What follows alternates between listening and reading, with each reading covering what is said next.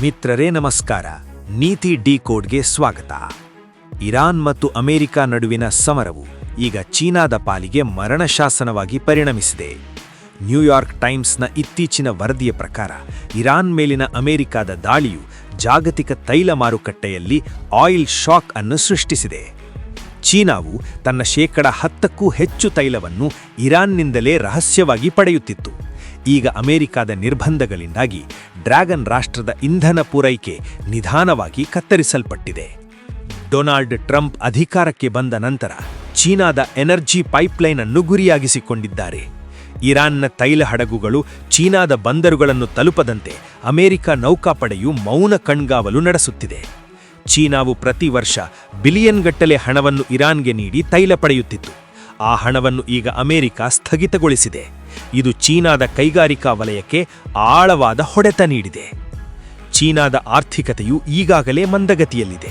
ಈಗ ತೈಲ ಬೆಲೆ ಏರುತ್ತಿರುವುದು ಚೀನಾದ ಫ್ಯಾಕ್ಟರಿಗಳ ಉತ್ಪಾದನಾ ವೆಚ್ಚವನ್ನು ಮತ್ತಷ್ಟು ಹೆಚ್ಚಿಸಿದೆ. ಶಾಂಘೈ ಮತ್ತು ಬೀಜಿಂಗ್ನಂತಹ ನಗರಗಳಲ್ಲಿ ವಿದ್ಯುತ್ ಕಡಿತದ ಭೀತಿ ನಿಧಾನವಾಗಿ ಗೋಚರಿಸುತ್ತಿದೆ.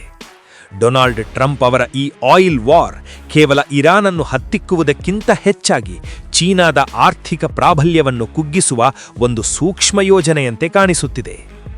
ಈ ಬಿಕ್ಕಟ್ಟಿನಿಂದಾಗಿ ಚೀನಾವು ಈಗ ರಷ್ಯಾ ಮತ್ತು ಸೌದಿ ಅರೇಬಿಯಾದ ಮೇಲೆ ಹೆಚ್ಚಿನ ಅವಲಂಬನೆ ತೋರಿಸುತ್ತಿದೆ. ಆದರೆ ರಷ್ಯಾ ಕೂಡ ಅಮೆರಿಕದ ನಿರ್ಬಂಧಗಳನ್ನು ಎದುರಿಸುತ್ತಿದೆ. ಇದರಿಂದಾಗಿ ಚೀನಾವು ತನ್ನ ತೈಲದ ಅವಶ್ಯಕತೆಗಾಗಿ ದುಪ್ಪಟ್ಟು ಹಣವನ್ನು ಖರ್ಚು ಮಾಡಬೇಕಾದ ಪರಿಸ್ಥಿತಿ ಎದುರಾಗಿದೆ. ನ್ಯೂಯಾರ್ಕ್ ಟೈಮ್ಸ್ನ ವರದಿಯ ಪ್ರಕಾರ ಚೀನಾದ ಜಿಡಿಪಿ ಬೆಳವಣಿಗೆಯು ಈ ವರ್ಷದ ಕನಿಷ್ಠ ಮಟ್ಟಕ್ಕೆ ಇಳಿಯುವ ಸಾಧ್ಯತೆಯಿದೆ.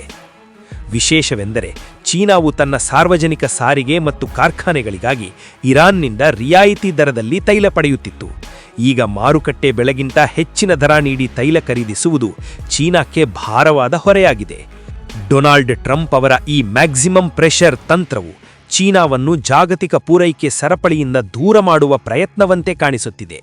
ಇರಾನ್ ಯುದ್ಧವು ಕೇವಲ ತೈಲಕ್ಕೆ ಸೀಮಿತವಾಗಿಲ್ಲ, ಹಡಗು ಸಂಚಾರದ ಮಾರ್ಗಗಳ ಮೇಲೂ ಇದರ ಪ್ರಭಾವ ಕಂಡುಬರುತ್ತಿದೆ.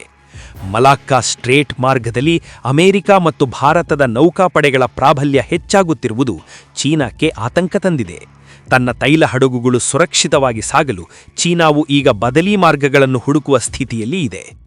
ಭಾರತ ಈ ಸಮಯದಲ್ಲಿ ಅತ್ಯಂತ ಚಾಣಚತನದಿಂದ ಹೆಜ್ಜೆ ಇಡುತ್ತಿದೆ. ಚೀನಾವು ಸಂಕಷ್ಟದಲ್ಲಿರುವಾಗ ಭಾರತವು ರಷ್ಯಾದಿಂದ ಹೆಚ್ಚಿನ ತೈಲವನ್ನು ಪಡೆಯಲು ಅಮೆರಿಕ ಜೊತೆ ಮಾತುಕತೆ ನಡೆಸುತ್ತಿದೆ. ಡೊನಾಲ್ಡ್ ಟ್ರಂಪ್ ಭಾರತಕ್ಕೆ ಕೆಲವು ರಿಯಾಯಿತಿಗಳನ್ನು ನೀಡುವ ಸಾಧ್ಯತೆ ಇದೆ. ಯಾಕೆಂದರೆ ಚೀನಾವನ್ನು ನಿಯಂತ್ರಿಸಲು ಅಮೆರಿಕಕ್ಕೆ ಭಾರತದ ಸಹಕಾರ ಅಗತ್ಯವಾಗಿದೆ. ಇದು ಭಾರತದ ಆರ್ಥಿಕತೆಗೆ ಒಂದು ಮಹತ್ವದ ಅವಕಾಶವಾಗಬಹುದು. ಚೀನಾದ ಒಳಗೂ ಈ ಆಯಿಲ್ ಶಾಕ್ನ ಪರಿಣಾಮವಾಗಿ ಜನಸಾಮಾನ್ಯರಲ್ಲಿ ಅಸಮಾಧಾನ ಹೆಚ್ಚಾಗುತ್ತಿದೆ. ತೈಲ ಬೆಲೆ ಏರಿಕೆಯಿಂದಾಗಿ ಆಹಾರ ಪದಾರ್ಥಗಳ ಬೆಲೆ ಕೂಡ ಏರಿಕೆಯಾಗಿದೆ. ಕ್ಸಿ ಜಿನ್ಪಿಂಗ್ ನೇತೃತ್ವದ ಸರ್ಕಾರಕ್ಕೆ ಈ ಆರ್ಥಿಕ ಬಿಕ್ಕಟ್ಟನ್ನು ಸಮತೋಲನದಲ್ಲಿಡುವುದು ಒಂದು ದೊಡ್ಡ ಸವಾಲಾಗಿದೆ. ಡೊನಾಲ್ಡ್ ಟ್ರಂಪ್ ಅವರ ವಿದೇಶಾಂಗ ನೀತಿಯು ಚೀನಾದ ಬೆಲ್ಟ್ ಅಂಡ್ ರೋಡ್ ಯೋಜನೆಗಳ ಮೇಲೂ ಪರಿಣಾಮ ಬೀರುತ್ತಿದೆ. ನ್ಯೂಯಾರ್ಕ್ ಟೈಮ್ಸ್ನ ವರದಿಯ ಪ್ರಕಾರ ಚೀನಾವು ಈಗ ಇರಾನ್ಗೆ ಶಸ್ತ್ರಾಸ್ತ್ರಗಳನ್ನು ಪೂರೈಸುವ ಮೂಲಕ ತನ್ನ ಪ್ರತಿಕ್ರಿಯೆಯನ್ನು ತೋರಿಸಲು ಪ್ರಯತ್ನಿಸುತ್ತಿದೆ. ಇದು ಯುದ್ಧವನ್ನು ಜಾಗತಿಕ ಮಟ್ಟಕ್ಕೆ ವಿಸ್ತರಿಸುವ ಸಾಧ್ಯತೆಯನ್ನು ಹೊಂದಿದೆ. ಅಮೆರಿಕ ಮತ್ತು ಚೀನಾ ನಡುವಿನ ಈ ಶೀತಲ ಸಮರ ಇರಾನ್ ನೆಲದ ಮೇಲೆ ತೈಲದ ಮೂಲಕ ವ್ಯಕ್ತವಾಗುತ್ತಿದೆ. ಇದು ಜಾಗತಿಕ ಆರ್ಥಿಕ ಮಂದಗತಿಗೆ ಕಾರಣವಾಗುವ ಸಾಧ್ಯತೆಯಿದೆ. ನಮ್ಮ ಪೆಟ್ರೋಲ್ ಮತ್ತು ಡೀಸೆಲ್ ಬೆಲೆಗಳ ಮೇಲೂ ಇದರ ಪ್ರಭಾವ ಕಂಡುಬರುತ್ತದೆ. ಆದರೆ ಚೀನಾ ಅನುಭವಿಸುತ್ತಿರುವಷ್ಟು ದೊಡ್ಡ ಹೊಡೆತ ಭಾರತಕ್ಕೆ ಬೀಳುವುದಿಲ್ಲ. ಯಾಕೆಂದರೆ ಭಾರತವು ತನ್ನ ತೈಲ ಪೂರೈಕೆಯನ್ನು ವಿವಿಧ ದೇಶಗಳಿಗೆ ವಿಸ್ತರಿಸಿದೆ. ಆದರೂ ಜಾಗತಿಕವಾಗಿ ತೈಲ ಪೂರೈಕೆ ಕಡಿಮೆಯಾದರೆ ಬೆಲೆ ಏರಿಕೆ ಅನಿವಾರ್ಯವಾಗುತ್ತದೆ. ಈ ಸ್ಥಿತಿಯನ್ನು ನಾವು ಸೂಕ್ಷ್ಮವಾಗಿ ಗಮನಿಸಬೇಕಾಗಿದೆ. ಕೊನೆಯದಾಗಿ ಡೊನಾಲ್ಡ್ ಟ್ರಂಪ್ ಅವರ ಈ ನಡೆ ಜಗತ್ತನ್ನು ಹೊಸ ಇಂಧನ ವ್ಯವಸ್ಥೆಯ ಕಡೆಗೆ ನಿಧಾನವಾಗಿ ಕೊಂಡೊಯ್ಯುತ್ತಿದೆ.